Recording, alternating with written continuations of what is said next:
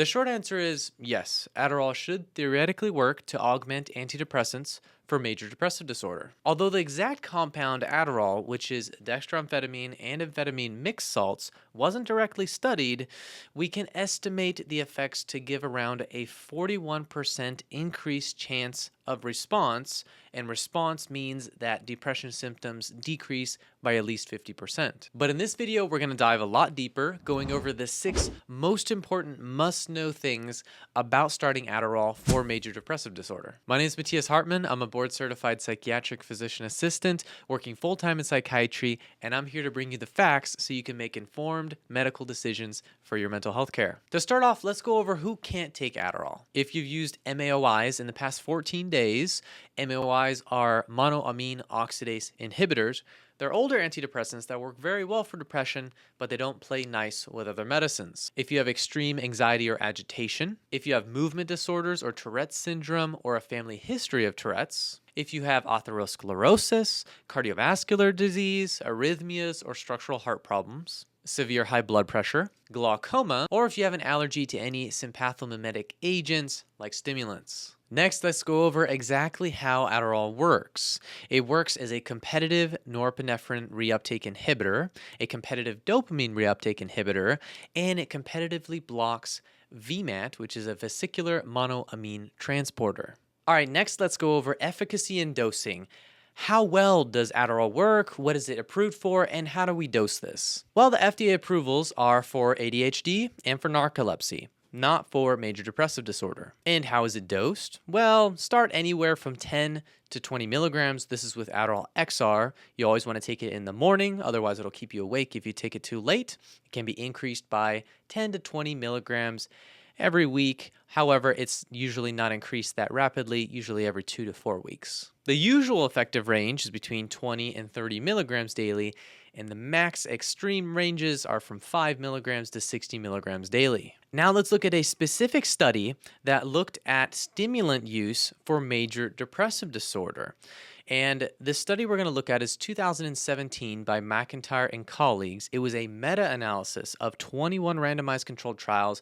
Big study, 3,723 adult participants. They treated with stimulant medications, dextroamphetamine, amphetamine, lisdexamphetamine, which is Vyvanse, methylphenidate, which is Ritalin, modafinil, and armodafinil as monotherapy, meaning they just had them by themselves, or as augmentation to antidepressants, meaning added on top of an antidepressant, for example, sertraline or Lexapro. And half of the people obtained a placebo, meaning something that doesn't work, like a water pill or a sugar pill. The response they found, and response means that depression symptoms decrease by at least 50%, was an odds ratio of 1.41 for adjunctive stimulant versus placebo. That means that you have a 41% increased chance of response if you use a stimulant medication added to an antidepressant when compared against placebo. When they looked at monotherapy,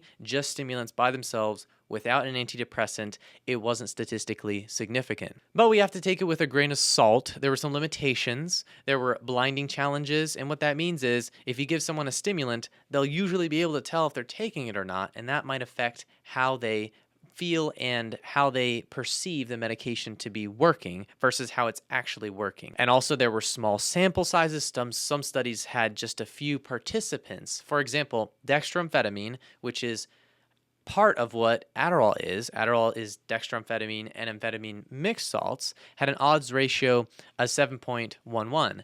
But you don't think Adderall has a 600% increased likelihood of response, do you?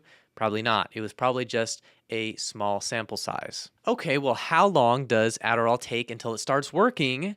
And what do we need to monitor while taking Adderall? Well, it starts working quick, usually within about an hour. And it keeps working for about 10 hours as long as you're taking the extended release formulation. Well, what do we have to monitor? Well, blood pressure and heart rate, because Adderall can make slight elevations and increase those. And we have to monitor weight in children because Adderall can decrease appetite. So how do you stop this medication? Well, it's recommended to taper off of it so that you don't get any discontinuation symptoms. And all that means is Discontinuation, meaning stopping. When you stop a medicine too fast, you might have side effects. Some people might feel poorly, low energy, they might have flu-like symptoms, or they might have a depressed mood. Well, what are the side effects of Adderall? Well, when we're looking at the extended release formulation, let's go over the side effects that are from the most common to the least common. Decreased appetite, of course, and dry mouth, trouble sleeping, headache, weight loss, emotional lability, nausea, anxiety, agitation, dizziness, low energy, fast heart rate, and diarrhea. And some other side effects to take into consideration: tremor, which is a fine shake, worsening of tics if you already have them, temporarily slow growth in children. This is controversial.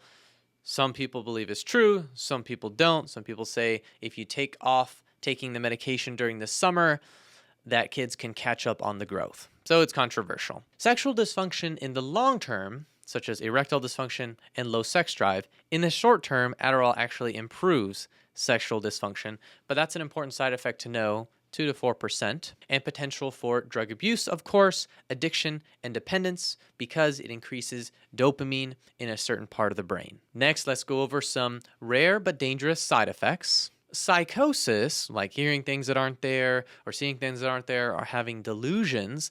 Amphetamines increase this risk, but methylphenidate, such as Concerta, Ritalin, does not. And doses above 30 of dextroamphetamine, which is part of what Adderall is, increases this risk by double versus lower doses. So it's also dose dependent. And Adderall does have dextroamphetamine, has about 75% dextroamphetamine, and the rest 25% is just amphetamine. Seizures, activation of bipolar mania or hypomania, suicidal thoughts in people younger than 25. This is the same with any psychiatric medicine. They all have this warning on them. And I made a whole video covering this topic on suicidal thoughts with psychiatric medicines. If you want to learn more about that, check out this video right here on screen. And sudden death in people that already have a structural heart problems. That's why having any heart problems is a contraindication, meaning you can't start Adderall. And lastly, what are some special considerations? Well, tolerance may develop with long-term use. Have you ever drunk caffeine for a long time, coffees, and then you need more and more coffee to get the same effect? It's kind of the same thing. That can definitely happen. It could worsen anxiety. So if you already have a lot of anxiety, if you have an anxiety disorder, we have to be a little careful there. It does work very quickly. Like I said, within about an hour, that's a plus.